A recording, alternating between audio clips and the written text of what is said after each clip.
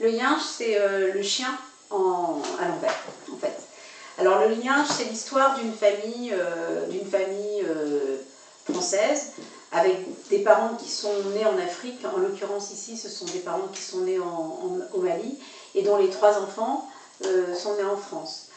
Le yinche parce que Drissa, la famille est composée de 3 enfants, donc Drissa et Ramata qui sont jumeaux, et Seydouba qui est le petit frère. On les suit pendant 10 ans, de l'âge de 10 ans pour Drissa et Ramata jusqu'à l'âge de 20 ans pour tous les deux. Et l'histoire commence au moment où Drissa souhaite un chien. Pourquoi il veut un chien? C'est parce que ses parents ont suffisamment économisé pour acheter une maison, faire construire un pavillon.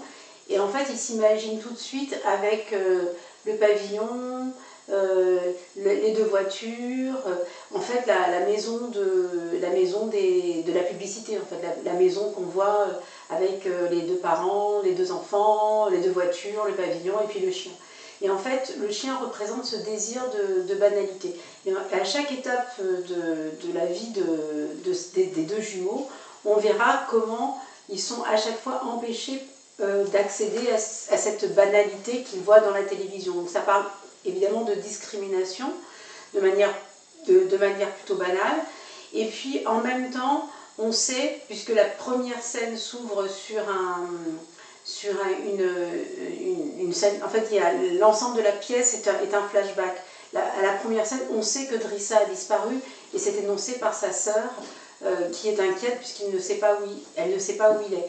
Et en fait, Drissa finira ses jours tué, on comprend par les policiers, mais la scène n'est jamais racontée, n'est jamais montrée, puisqu'on le voit, on le sait parce que pendant toute la pièce, il y a des sons qui sont chantés et qui sont l'énumération de toutes les personnes qui ont été tuées par la police depuis 2005 avec Ziad Bouna.